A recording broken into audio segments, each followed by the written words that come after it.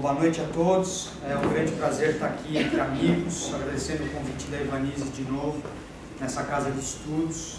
A vossa casa é muito famosa pelos estudos, pela seriedade com que a Ivanise leva os estudos. Então é um prazer muito grande.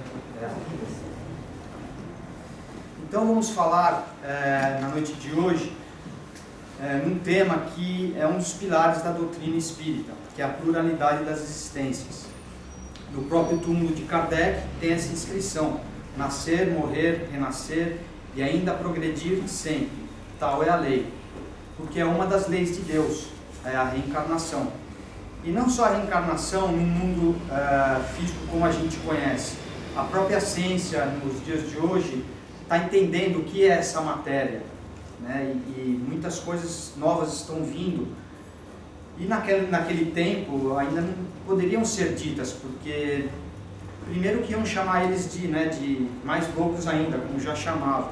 E segundo, como a gente vai ver aqui, não só no livro dos Espíritos, na parte 2 do capítulo 4, que trata desse assunto, e a gente vai ver aqui principalmente a encarnação nos diferentes mundos. Então imagina naquela época, se eles começassem a dar muita informação de reencarnações, que você pode reencarnar em outros mundos. E eu internar o Kardec, né? Queriam também. Então eles tiveram muito cuidado. A gente vê só notas de rodapé no livro dos Espíritos, mas eles tratam extensivamente do tema, de uma maneira que a gente pode começar a dar os primeiros passos entendendo o que quer dizer essa reencarnação em outros mundos, por exemplo.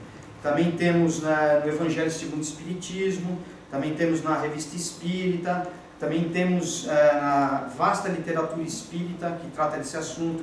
Camille Flammarion, Cartas de uma Morta, Chico Xavier fala muito disso. Então, vamos ver.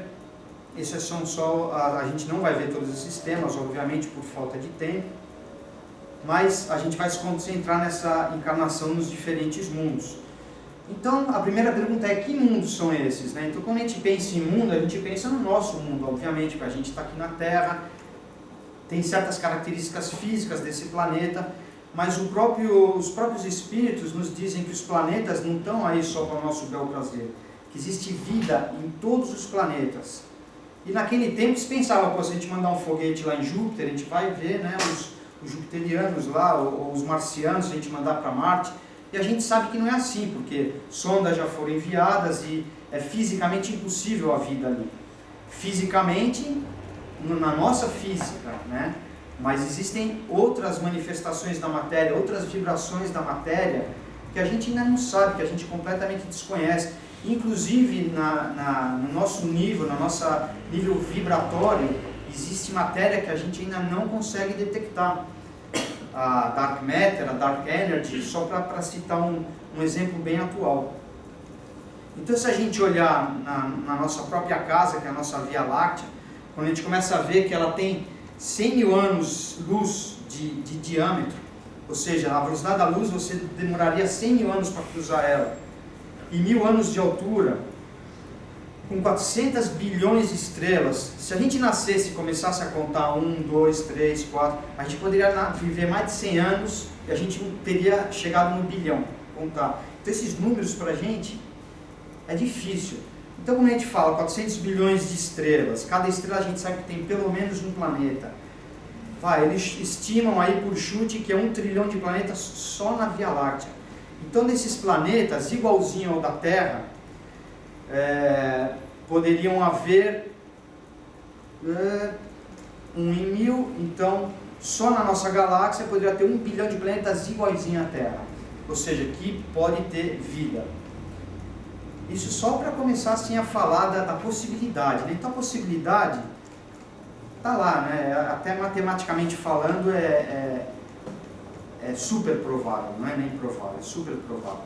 Então no livro dos Espíritos, na questão 22, ele começa a definir o que é essa matéria, né? Então ele fala que é a matéria, para a gente, né, o que tem extensão, o que é capaz de nos impressionar os sentidos e o que é impenetrável. São estas as definições, eles perguntam, né?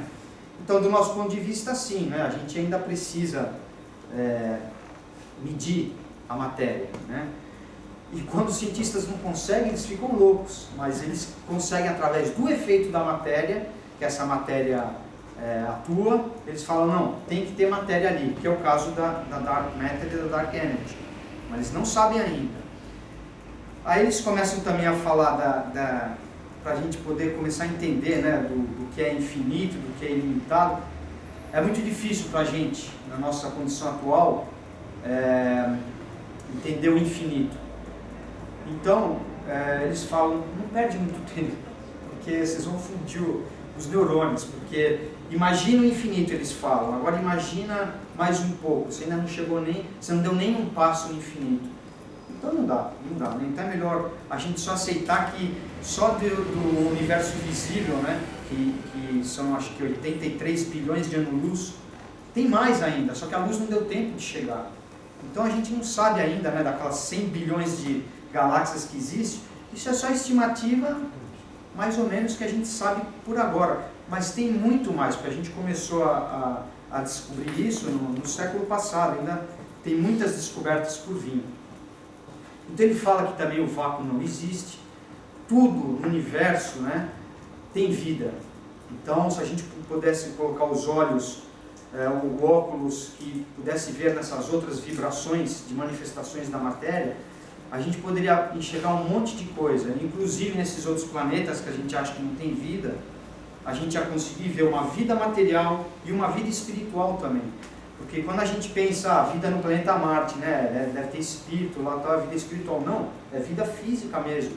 Eles também morrem, eles também reencarnam. Então todos os planetas têm esse processo. A não ser aqueles planetas onde o espírito já atingiu a perfeição e a vida, os espíritos nos diz que é praticamente todo espiritual. Então aqui ele fala do Big Bang, né, que é a interpretação da ciência, né, e a gente fala que quando Deus fez a luz, fez-se a luz. E aí tudo começou. Podemos conhecer o modo de formação dos mundos, então basicamente toda aquela matéria no Big Bang foi dispersa, com a variação da gravidade começaram a se aglutinar, e assim que todo o universo se formou, através dessa aglutinação. Então eles falam, para vocês, por enquanto, é assim. Mas obviamente a gente sabe que os espíritos superiores estão estritamente ligados a esse processo.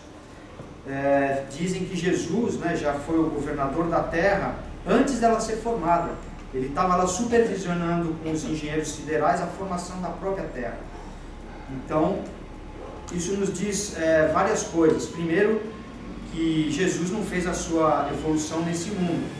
E segundo, que talvez nem nesse universo, porque se você pensar o tempo que gasta para a gente ser perfeito, é mais do que o universo, né, gente? Porque só para a gente aprender tudo que tem que ser aprendido, então você começa a pensar, né, que a ciência realmente, mesmo com o Big Bang, não tem a resposta ainda. E é um momento exciting que a gente fala, né, porque tem tanta coisa por vir e a desvendar, e que vai juntar, vai aproximar o espiritismo da ciência cada vez mais. E isso é realmente muito legal. São habitados todos os globos que se movem no espaço? Porque, como a gente já falou, todos são habitados, mas não daquela maneira que a gente acha que é aqui. Cada um da sua maneira, cada um com a sua composição. Então ele fala, né, também que Deus povoou de seres vivos mundos, porque cada um tem a sua função, e que cada um também tem o seu nível, como no capítulo 3 do Evangelho explicam a classificação dos mundos de uma forma mais didática. É a mesma a constituição física dos diferentes globos? Não, de modo algum se assemelha. Então aqui já começa a ficar interessante, porque se não é a mesma constituição física, mas física para a gente, o que a gente entende de físico, mas naquele mundo ainda é físico, e ainda é espiritual também, a parte espiritual.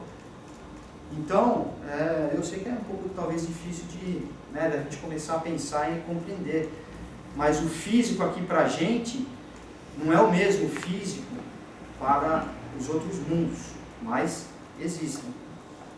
Não sendo uma só para todas a constituição física dos mundos, seguir-se-á, tem organizações diferentes os seres que habitam, claro. Então, se eu for lá e reencarnar em Marte, eu não vou ter essa constituição, eu vou ter uma constituição que possibilite eu ter uma vida física em Marte. Essa foto, se vocês pegarem uma bolinha de tênis e pôr a 100 metros de distância, então vai ficar um pontinho assim.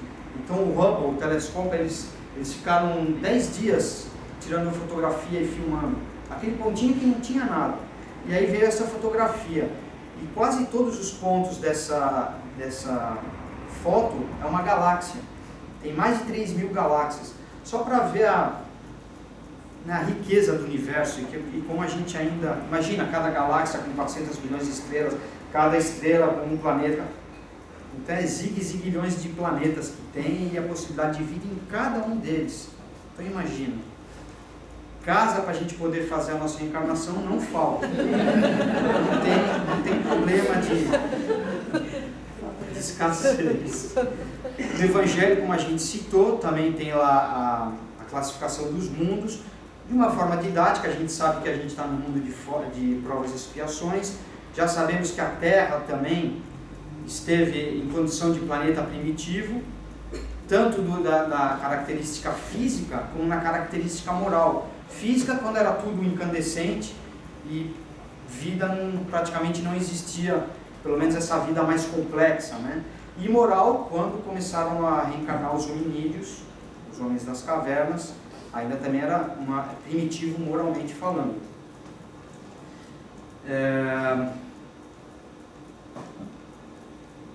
Então, ele diz que, assim como nós, como espíritos, estamos sujeitos à progressão, ao progresso, os mundos também, porque eles têm uma função, né, de dar moradia a determinados espíritos.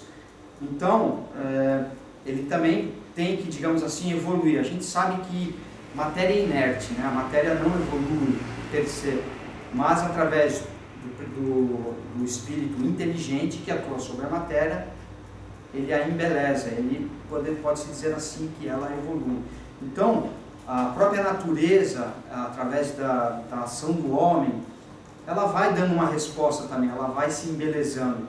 Da maneira que a gente usa os seus recursos, em vez de só usar e judiar, se a gente respeitar mais a mãe natureza, a mãe terra, ela vai dar outra coisa para a gente. Então está chegando o dia, os espíritos nos falam que isso vai acontecer, né? Eles falam terceiro milênio, então todo mundo fala, opa, já chegou no ano 2000, já estamos no planeta de regeneração. Errado. Vamos parar de pensar assim, porque são 1000 anos, gente. Então ainda tem 1000 anos pela frente que essa transformação pode acontecer, e vai acontecer. Também nos explicam que não vai ser rápido, a natureza não dá saltos. Vai ter que ter muita reencarnação, ida e volta dos próprios espíritos que estão aqui na Terra, se retemperando no mundo espiritual, tentando desenvolver mais a consciência e voltar com essa consciência, porque a gente volta e a gente esquece, né, todas as nossas propostas que a gente teve e falha na maioria das vezes miseravelmente, por causa dessa bagagem imperfeita que a gente tem, né, mas normal. Então, vai chegar esse dia da regeneração, mas não vai ser de uma maneira milagrosa. Agora eu vou ter que pôr o óculos. Mas é isso que a gente falou, né? Que o Kardec, ele fala que não vai ser... Isso ele fala na Gênesis, quando ele dá aquele exemplo que é como um pelotão de soldados, que de 100 soldados, 95 são ruins e 5 são bons. Então os ruins sobrepujam os bons não têm influência nenhuma. Aí morre os 100 e voltam. Desses 100, agora, 90 já são ruins e 10 já são bons. E assim sucessivamente, até os bons sobrepujarem os maus. E aí os maus vão aprender com os bons. Eles vão sofrer mais a influência. No mundo que a gente vive, né, a gente fala, nossa, só tem mal, soldado mal, né? Porque quanto mais a gente desenvolve também a sensibilidade espiritual, mais essas coisas horríveis que acontecem no mundo chocam a gente, né? E a gente fala, como ainda acontece isso? Como é que eu posso estar bem, com um trabalho bom, uma casa legal, e eu saio na rua e tem um cara dormindo na rua? Isso choca a nossa sensibilidade, porque a gente sabe inconscientemente já, e devagarzinho conscientemente, que esse não é o caminho. Enquanto eu estiver bem e o outro estiver ruim, tem alguma coisa profundamente errada. Mas o primeiro passo é isso, é se chocar com isso, né? E depois tentar fazer alguma coisa para dar a sua pequena contribuição. Porque também a gente sabe que às vezes aquele espírito também precisa passar por aquela... Mas não é só por isso que a gente vai falar lá, está pagando os pecados, aí, deixa ele aí, né? A gente não pode ser insensível, a gente tem que ter compaixão também. Então a reencarnação, que foi dito aqui, né? Aqui falamos sobre a reencarnação, que a gente precisa dela. E como ele realiza essa nova experiência pela sua transformação como espírito, né? Que eles falam, pô, será que não serviria só como espírito? Por que eu tenho que vir aqui, né? Eu sempre pensei isso, né? Pô, deixa eu fazer lá, né? Para que vir aqui? Que coisa mais, né? Coisa mais agoniante. Mas eles falam, não, quando a gente vai para lá, a nossa consciência expande. Aí a gente sabe, os porquês. Mas quando você está lá, você sabendo os porquês, é muito bonito. Eu faço, sim, é assim. A gente volta para cá, a gente esquece tudo. Porque vem todos os vícios também, todos os erros, toda aquela bagagem milenar que a gente tem, e enquanto a gente não vencer, a gente não consegue fazer essa progressão espiritual que ninguém mais tira. Então, é a mesma coisa, você estuda para a prova, como é que você vai saber se você vai passar de ano? Tem que fazer a prova. O espírito é a mesma coisa, tem que reencarnar para ver se realmente ele aprendeu. Aprendeu? Pronto, diploma, ninguém mais tira esse diploma de você. Essa experiência é sua, o seu espírito para sempre. Então, as nossas diversas existências corporais se verificam todas na Terra? Não. Então, já vimos toda essa vastidão de mundos que tem no universo, né? Por que haveria de ser só na Terra? A gente reencarna num planeta, a maioria das vezes, por causa das nossas relações. Porque se eu desencarno, e aí depois a minha mãe, meu pai, os meus parentes, as pessoas que eu amo, começam a reencarnar na Terra, para que eu vou querer reencarnar em outro planeta longe? Eu vou querer ir com eles, né? Então essa é a razão principal que a gente escolhe, né, um planeta. Mas com a Terra, existem milhões de planetas que a gente pode fazer essa reencarnação, porque estão no mesmo nível, simplesmente uma outra escola, né? No mesmo ano você vai ser matriculado, mas numa outra escola. Então ele fala que não tem nenhuma vantagem particular reencarnar aqui, e se não seria mais feliz permanecer na condição de espírito, né? Como a gente fala, não. E tem uma coisa que todo mundo fala, né? Que a gente não leva nada de material quando a gente morre, né? A gente morreu, só aquilo que a gente faz para os outros, né? Mas tem uma coisa que a gente leva, material. Alguém sabe dizer o que é? Perispírito, muito bem. A gente leva o perispírito, que é material, a gente não pode esquecer isso, né? Dentro dessa vibração da matéria que ainda a ciência desconhece, o perispírito faz parte dela. Porque senão o espírito não conseguiria agir sobre a matéria, né? Desde que o princípio inteligente é criado, é individualizado, ele recebe esse revestimento para poder agir na matéria. Então ele acompanha a gente até a gente virar espírito perfeito. Inclusive espírito perfeito, espírito de luz, também tem um perispírito. Super sutil que se confunde ao espírito, como eles dizem, mas ainda é matéria. Então isso faz você pensar, né? Então, cada mundo, de acordo com a matéria inerente a esse mundo, o perispírito vai absorver desse planeta, desse mundo, as substâncias necessárias para ele existir. Então, cada mundo vai ter a sua gradação no perispírito, particularmente aquele mundo. Então, sempre a base de tudo, a gente sabe, né, a base de toda a matéria é o fluido cósmico universal. Então, de cada globo também, ali ele vai tirar. Então, vem ao nosso meio, se torna o perispírito mais grosseiro.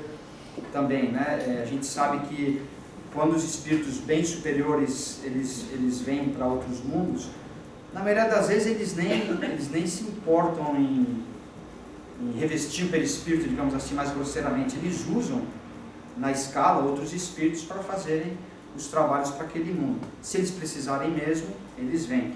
Como Jesus veio. Imagina, dizem, né, eu acho que o Rodin fala que só para preparar o corpo perispiritual de Jesus demorou 2000 anos. Só para ele poder conter aquela luz, né? Então imagina a pureza de um ser assim. Por isso que ele, sendo aquele espírito perfeito, né, aquilo também de uma maneira refletiu no seu corpo, né? Um corpo saudável, sem doenças e com aquelas características físicas mesmo, né, magnéticas que ele tinha. Então, também na Gênesis capítulo 11, item 28, ele vai falar desse tema. Então, dizendo, né, que cada mundo, né, tem a sua, digamos, tarefa evolutiva, e também aquele mundo, quando ele passar pelas provas que ele precisa para poder abrigar outro tipo de humanidade, ele também vai evoluir. Tudo evolui, né? Até pela própria lei de Deus, a lei da destruição, né? Tudo vai tudo que é material vai ser destruído no final, né? O próprio universo, né, a gente nasce, vive e morre, os planetas também. Depois explode, vão ser reciclados, aí começa tudo de novo, nessa roda infinita. No Livro dos Espíritos, aquele capítulo 3 que eu mencionei, sobre a classificação dos mundos, diz também, né, que você não está preso àquele mundo, a gente está mais pelas nossas relações. E que, como a gente sabe, os exilados de Capela eram de outro planeta, e eles estavam atrapalhando aquela evolução que aquele planeta tinha chegado a hora de fazer, foram mandados para cá para ajudar esta humanidade a evoluir. Os que se arrependeram voltaram, os que não se arrependeram estão aí ainda fazendo guerras e revoltas, ainda revoltados com essa situação. Esse aqui é a mesma coisa. Também na Revista Espírita gostava muito de falar nesse tema, mas eles usaram vários médios e eles falaram de Marte, né, que a vida de Marte é inferior à da Terra. Posteriormente, outras publicações falaram que não, que Marte é superior à Terra. Então acho que por isso que os espíritos falaram, não vamos falar muito, não vamos jogar muita informação, porque só vai trazer críticas, né, desnecessárias. Haja vista, né, os ufólogos, né, que tem tanta evidência de UFO e olha como eles são ridicularizados. Imagina se a gente começa a falar de ET naquele tempo, né? A gente ia ser triturado. Então eles falam de Júpiter, eles falam de outros planetas, que falam também das relações dos animais desses planetas. Um planeta é superior ao da Terra. Falam de Mozart, inclusive tem uma psicografia com a casa de Mozart. E o Mozart, a gente sabe, ele reencarnou e trouxe toda aquela coletânea de música clássica que realmente nos colocou num outro nível, né, artístico. Então ele sempre vem para ajudar, somos todos irmanados, bem ou mal, no sistema que a gente habita. Então, quanto mais evoluído eles são, mais eles ajudam a gente. Tem sempre aquela diretiva, né, que nem a Star Trek, quando eles vão em outro planeta, que eles veem uma humanidade mais atrasada, eles não podem interferir. E os espíritos é a mesma coisa, porque eles sabem que a gente tem que passar pelas experiências próprias, eles não podem trazer as coisas para a gente. Então o espírito tem que ganhar através da existência. Então ele fala de Chopin, fala de Marte, a primeira encarnação dos demônios mais grosseiros. Vamos relevar um pouco, tá? Mas a gente sabe que os médiuns, né, eles sempre têm uma certa influência. Então, eles não exploraram muito esse tema em relação a isso. O planeta Vênus, antes mesmo dos espíritas, Swedenborg, ele já falava da vida em Vênus, que é toda mental, eles só querem saber de conhecimento, eles só querem angariar conhecimento. Então a vida deles é angariar conhecimento, e é muito interessante. Só que a linguagem do Swedenborg é bem difícil, mas imagina a linguagem dele falando de um cara de outro planeta. Então, mas o que importa é que existe essa vida, existem essas vidas em todos os planetas, existem essas reencarnações em outros planetas. Chico Xavier, você só me avisa do tempo, tá pelo tempo. Falta 5 minutos? Não brinca. Jura? Bom, não vai dar tempo. Cartas de uma Morta, recomendo todo mundo ler, porque esse livro eu acho que é a base de toda a obra de André Luiz. Quando você começa a ler, às vezes uma frase que ela fala vai ser desenvolvida no livro de André Luiz. É maravilhoso. E ela fala da vida em Marte, que é superior à da Terra, a de Saturno, dá descrições de como é a natureza lá, enfim. Humberto de Campos também cita a vida em Marte e a vida em outros planetas. Vamos correr um pouquinho. A vida no planeta Marte, ele também vai dar o seu parecer, e que é superior ao da Terra. Você cortou, né? Faltou um, mas tudo bem. Urânia, esse aqui é o último. Deu certo. Ela cortou. Eu tinha posto uma foto minha, uma reencarnação em Marte, ela cortou. Inferioridade. Eu com um cabeção desse tamanho. Não, mas só para falar que se eu reencarnasse em Marte, eu não ia ter esse perfil, né? Ia ser de acordo com a natureza lá. Um autor fenomenal na descrição da vida em outros planetas é Camille Flammarion. Nessa obra Urânia, ele descreve uma viagem astral desse estudante de astronomia, e ele viaja através do universo, e eles vão parando em vários planetas. Ele vai descrevendo como é a humanidade daquele planeta, como é o corpo, fazendo descrições incríveis que, apesar deles dizerem que é um romance, né, a gente sabe que no fundo tem muita verdade ali, né? Talvez pelo próprio filtro do médium ele não consiga dar